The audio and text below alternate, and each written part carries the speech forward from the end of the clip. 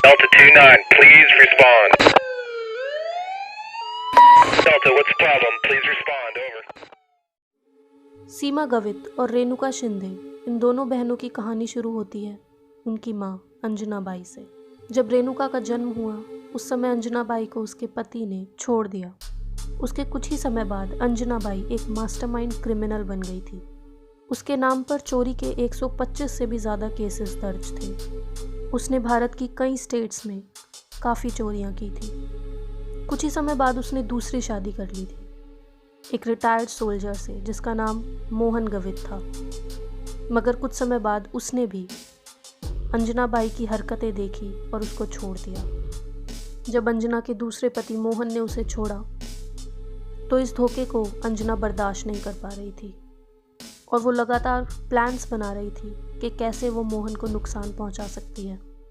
इस समय तक उसकी दोनों बेटियां 15 और 17 साल की हो चुकी थी और अंजना ने उन्हें अपनी तरह ही चोरी करना, लोगों की पॉकेट मारना सिखा दिया था, भीड़ भाड़ वाले मार्केट्स में और मंदिरों में। और फिर कुछ टाइम बाद रेणुका ने किरण शिंदे नाम के आदमी से शादी कर ली और किरण शिंदे भी कुछ समय बाद रेणुका के साथ चोरियां करने लगा। एक दिन रेणुका मंदिर के आंगन में अपने छोटे बच्चे को गोद में लेकर घूम रही थी और उस समय उसने किसी की जेब काटने की कोशिश की, मगर तभी उस व्यक्ति ने उसको पकड़ लिया। मगर रेणुका वहाँ से बच निकली, ये कहते हुए कि कैसे एक औरत जिसकी गोद में एक बच्चा है वो ऐसा बुरा क्राइम कर सकती है। और जिस भीड़ ने अंजना को पकड़ रखा था उन्होंने उसे जाने दिया। और इसी हादसे से रेणुका की माँ अंजना को एक दिल दहलाने देने वाला आइडिया आया। उसने सोचा कि अगर हम सभी चोरियां एक बच्चे को गोद में लेकर करेंगे तो लोग हम पर कभी शक नहीं करेंगे। अब सवाल ये था कि बच्चा कहाँ से आएगा, जिसका प्लान अंजना ने बनाया कि हम एक बच्चे को किडनैप कर लेंगे। अंजना, रेणुका, उसका पति और सीमा, ये चारों अगले 6 साल तक कई बच्चों की किडनैपिंग के मिशन पर निकल गए और अगले आने वाले 6 सालों में इन्होंने लगभग 40 बच्चों की किडनैपिंग करी। कई बच्चों को इन्होंने ऐसे ही छोड़ दिया, कुछ बच्चों को बहुत चोटें पहुंचाई और कुछ का तो मर्डर ही कर दिया जब उनकी ज़रूरत इन्हें नहीं थी। तीनों माँ बेटी मिलकर छोटे छोटे मासूम बच्चों पर कई अत्याचार करती थी। वो उन बच्चों का सर सड़क पर लगे बिजली के खंभों पर पटकती थी। उन मासूम बच्चों को वो सीढ़ियों से गिरा देती थी, उन्हें अपने घर की सीलिंग से सर के बल लटका देती थी। और जब वो उन बच्चों को मोहरा बनाकर लोगों की पॉकेट्स मार लेती थी और चोरियां कर लेती थी, उसके बाद वो उन बच्चों की बॉडीज़ को काट देती थी और उन्हें मार देती थी।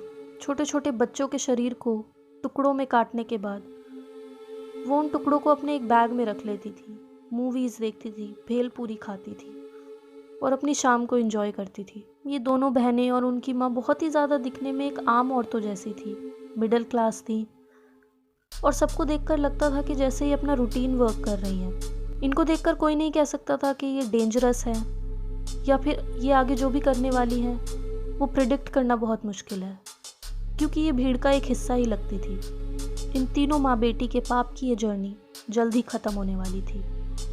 और ऐसा उस दिन हुआ जब अंजना ने अपनी दोनों बेटियों को ऑर्डर दिया कि वो उसके एक्स हस्बैंड की बेटी को किडनैप कर ले। मगर अंजना के एक्स हस्बैंड मोहन की बीवी प्रतिमा ने वक्त रहते पुलिस को वहाँ बुला लिया और अंजना, उसकी दोनों बेटियाँ और रेणुका के पति को पुलिस ने अरेस्ट कर लिया। अब पुलिस ने इनको पकड़ तो लिया था, मगर इनमें से कोई भी अपना मुंह नहीं खोलना चाह रहा था। वो बस पुलिस की आंखों में देखे जा रहे थे, कोई अपना जुर्म कबूल करने को तैयार नहीं था। मगर फाइनली रेणुका के पति किरण शिंदे ने अपनी चुप्पी तोड़ दी थी और आखिरकार उसने अपनी बीवी, साली और सास के बारे में सारा सच पुलिस के सामने उगल दिया था। माना जाता है कि इन बहनों ने मिलकर लगभग 42 बच्चों की जान ली थी। सन 1997 के दिसंबर महीने में अंजना की जेल में ही मौत हो गई। दोनों बहनों पर केस अभी भी जारी था और 1998 में रेणुका के पति किरण ने कोर्ट में कई और सबूत पेश किए जिससे ये पता लग रहा था कि उन्होंने बच्चों पर कैसा टॉर्चर किया था। साल 2001 में महाराष्ट्र के कोल्हापुर सेशन कोर्ट ने दोनों बहनों सीमा और रेणुका को मौत की सज़ा सुनाई। दोनों बहनों ने फांसी की सज़ा रोकने की अपील 2014 में सुप्रीम कोर्ट में की, मगर सुप्रीम कोर्ट ने उनकी ये अपील खारिज कर दी। फिर उसी साल प्रेसिडेंट ने भी उनकी दया याचिका को खारिज कर दिया, मगर आज तक इन दोनों बहनों को फांसी नहीं हुई है। गाइस, जिन 42 बच्चों को इन दोनों औरतों ने मारा है, शायद उन बच्चों के माँ बाप के अब तक आंसू भी सूख गए होंगे, मगर उनके दिलों में अभी भी अपने बच्चों को खोने का दर्द कायम होगा। आई जस्ट होप कि हमारे जुडिशियल सिस्टम में कुछ ऐसे चेंजेस आए कि ऐसे दर्दनाक हादसों के मामलों में कातिल को जल्द से जल्द फांसी मिले। आपका इस पूरे केस के बारे में क्या कहना है, मुझे कमेंट्स में बताइएगा। अगर वीडियो पसंद आई तो वीडियो को लाइक कर दीजिए।